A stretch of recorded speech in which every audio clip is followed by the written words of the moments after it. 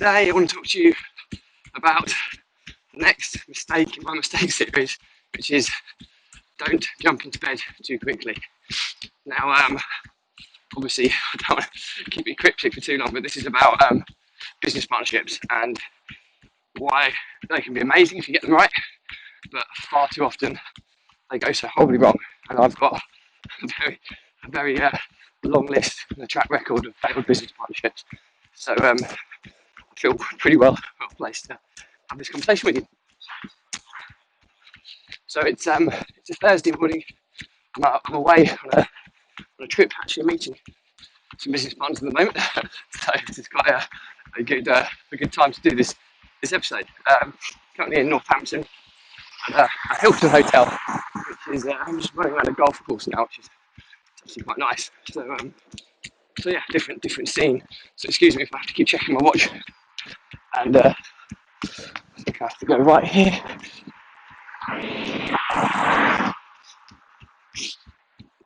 Into here, but yeah. So what do I mean about this? Well, this is I come from a property background, as I'm sure several of you are aware of.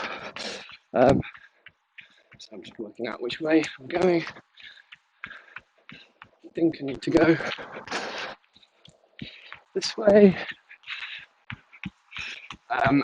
Yeah, and one of the things that used to amaze me was the people were stating to go to events and find JV partners, which, you know what, is a crazy statement, really, because you're going to an event and you're meeting like-minded people, great, but then do a joint venture or a business partnership. Because let's make abundantly clear, a joint venture. What's the difference between a joint venture and a business partnership? Well, not a lot, really, depending on how it's structured. But normally, a joint venture is going to be some form of partnership. And if you're legally attached via a joint venture in any way, shape, or form, then in my book it becomes a business partnership. If it is a JV where there's no legal link, then in my opinion that's not a business partnership. So it's really, really important trying to understand that. And the key word here is legal.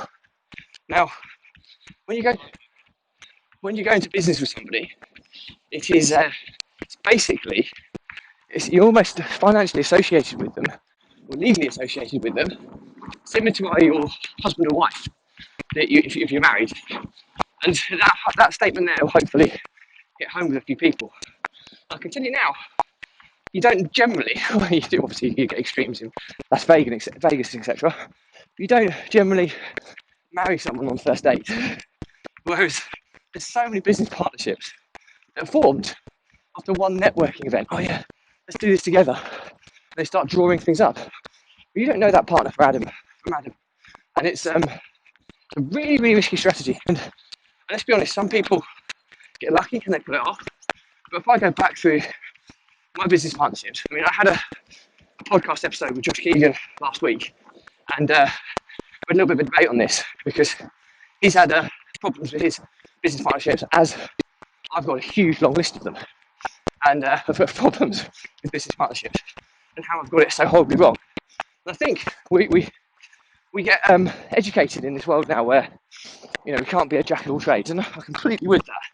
And I completely buy into the benefit of joint venture partners with people that are polar opposite to you. Now, too many people go with two people similar. Well, what's the point there if somebody else has come in to do the same stuff that you can do anyway? So, I mean, some people say that, you know, we're on the same page, we've got the same vision, but that's not really a good match. I mean, if you look at a jigsaw puzzle and you piece two halves together, like the yin and yang, you know, they're opposite pieces, aren't they? So they're opposite skill sets. And one good way of determining somebody's skill sets is do something like a personality test, something like a entrepreneur's personality test, like Wealth Dynamics.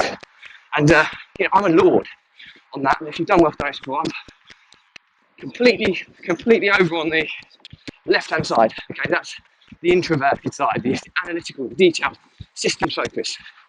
You know, that side of problem solving. That's my bag. Whereas any partner I go with, I want them to certainly be more towards the right-hand side, which is the extrovert, which is a bit like, I don't like, I hate. And I'm going to be far better at it than me, the network building, relationship building, the supporter role. And that's what I look for in partnership. Somebody who's going to do the stuff, promote, who's going to build the relationship, do all the things that I don't want to do. And that's what I would look for in a business partnership. I can do the other things, so why bring somebody else in to do that? Now, where I made the mistake in the past, I've got multiple examples, by the way, but one of them was systems and outsourcing. Now, I was in business with two of the most capable guys I've ever met, and I have huge admiration for them both. But we were all kind of top or left-hand side of Wealth Dynamics. So the one differentiator was the creativity of one of the partners. He was more creative than me, which was great. It was an add-on. But we were all so embedded in the left-hand side of Wealth Dynamics. We were all analytical, all systems focused. Maybe somebody was more top left rather than full on left. Another person was more top, but we were all over that top left-hand quadrant. And we just kept stepping on each other's toes. And ultimately, even though we had a similar vision to begin with, the vision started being pulled apart slightly because we were all doing similar things with slightly different ideas, which was having a compounding effect of a very different looking vision for each and every one of us, which is where it started to all come crumbling down. So I've had a business partnership where I have had somebody who's polar opposite for me, and this is my first ever business partner, and I will do a much longer episode on this because this partnership nearly wiped me out with the way this particular partner acted, and I will go into more detail about that on a separate episode. But he was polar opposite to me. He was very much a networker, supporter, but so much to the extreme that integrity then became an issue. And there were some warning signs there, and I chose to ignore them. I've been in business with him for so long, and then ultimately it did come back to bite me, and I'll talk you through that in another episode. And then my current business partnerships, I think I'm on the right track. Now, I say think, and now, I'm not hiding anything here. People I'm in business with now will be the first to admit I'm a lot more cautious than I used to be. I'm a lot more less trusting than I used to be because I've been burned in different ways. But I do think that there are some really cool people I'm working with now, but I haven't jumped into business with them too quickly. Okay, one of my business partners is someone I used to run with, and I've run with him for 18 months. Every week, you learn so much about someone at that point. So I knew that person pretty well before we even considered going into business. So I certainly didn't jump into business very quickly. The other person I'm in business with now is somebody who I was already in business with through systems and outsourcing as a partnership. But just checking I'm going the right way. I think I'm going the right way. But ultimately, I'd been in business with him for a year through systems and outsourcing. So not directly, but indirectly, because the company was in partnership with him. So it's like a year's worth of working with someone. And when the partnership between systems and outsourcing broke up, I was more focused on property than any of the other partners. So it made sense for me to take this partnership forward. But I'd already been in a working capacity with them for a year, and before that, they were a coaching client of mine.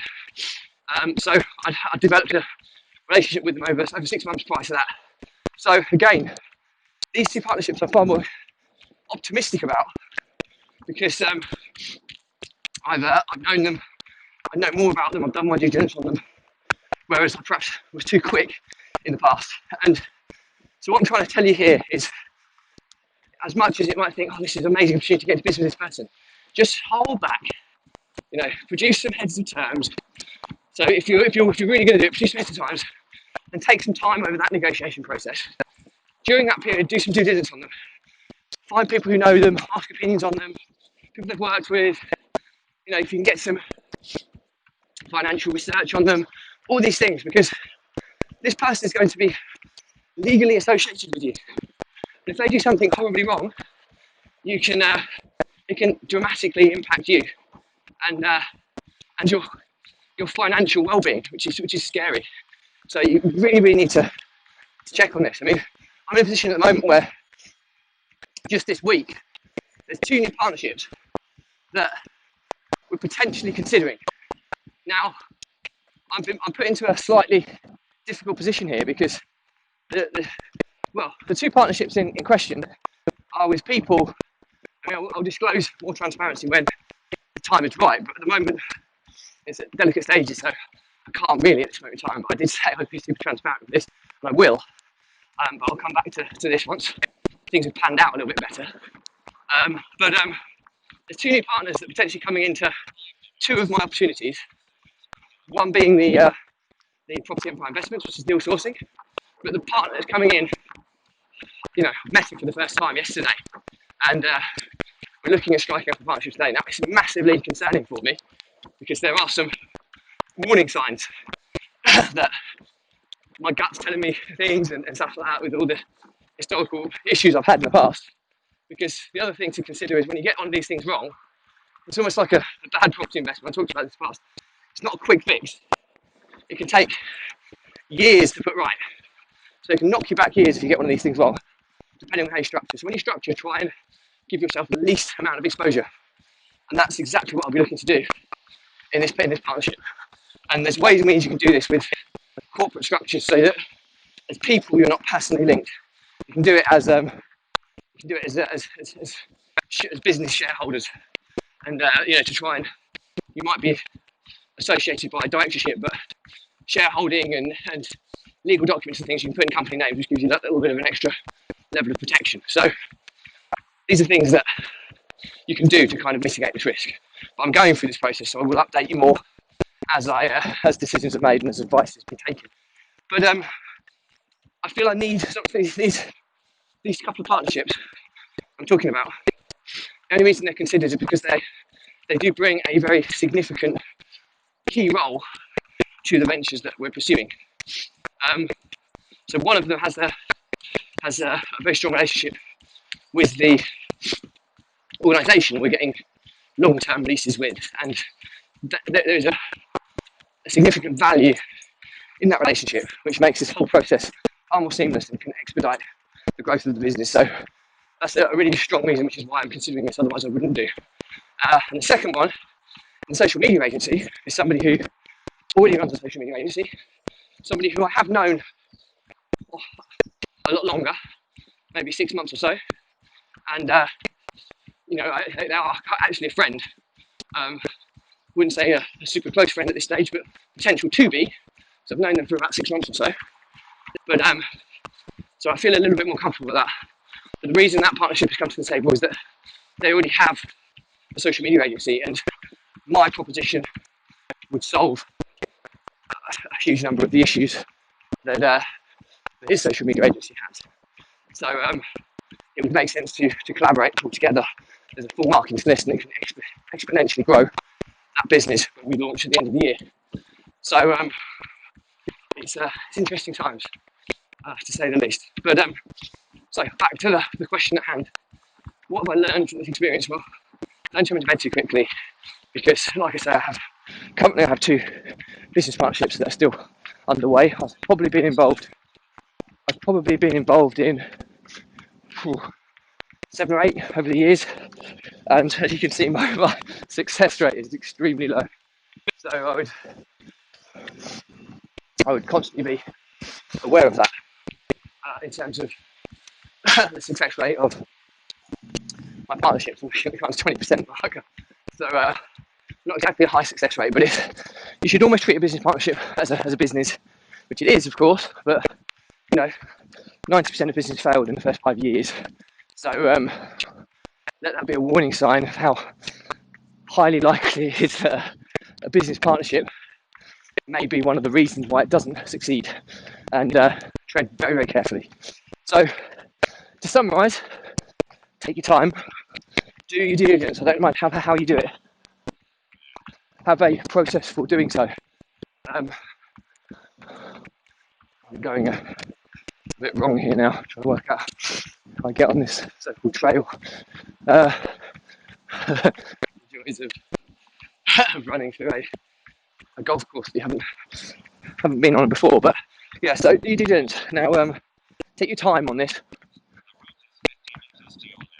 The more time you can take on this, the better. Absolutely, because it gives you time to make the right decision. And sometimes speaking to other people who know them, who've worked with them, who may have invested with them, are financially linked with them, do as much due diligence as you possibly can on them.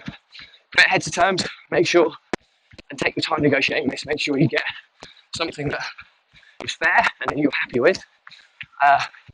The next thing to consider on that side of things, I'm just trying to see where I'm going. I think I go this way.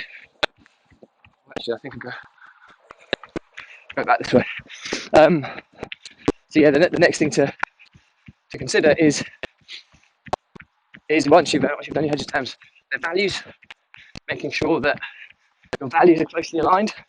So many people get this so horribly wrong, and that's where it can significantly bite you in the backside. I think I'm going wrong here. So make sure your values are aligned. Really, really important. If they've got different values, then it will just fall apart. You've got to have the same values, not just for the company, but personal values as well. Super, super important. So really, really, really key. You kind of find that balance there. And so once you've done that, just tread very carefully. That's my honest opinion.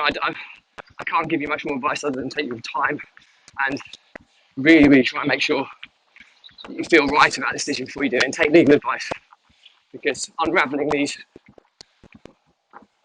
types of I think I can go that way. I don't know. We'll find out. Going back round here. Maybe I can, maybe I can't. A little pathway through here.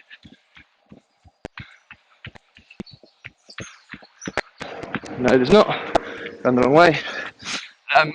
So yeah, so let's go. I'm going to head off now. Morning. Because I'm clearly lost. I need to find my way back home. But hope this is useful. But the key point here is just take your time and don't jump into bed too quickly, because it very seldom ends well. And treat it like a marriage, because you are linked to that individual almost like a marriage. And obviously we know about the legalities of divorces and separations and things, so it can be very, very similar, sometimes even worse when it comes to business, especially if you're not structured in the right way. So hope that's useful, and as always, any questions or comments, I'll respond to everyone. That's my guarantee. If it's a bigger topic, I'll still respond. I'll do a separate vlog episode and tag you in. If you think it's of good value, please tag that person in if you think someone's going to benefit from this, or just give it a like, just to give it or a share, just to give it some extra reach. If it's not for you, unfollow, unfriend me, absolutely fine. Go and class up your feeds, and as always, stay positive, stay happy, and I'll see you on the next episode.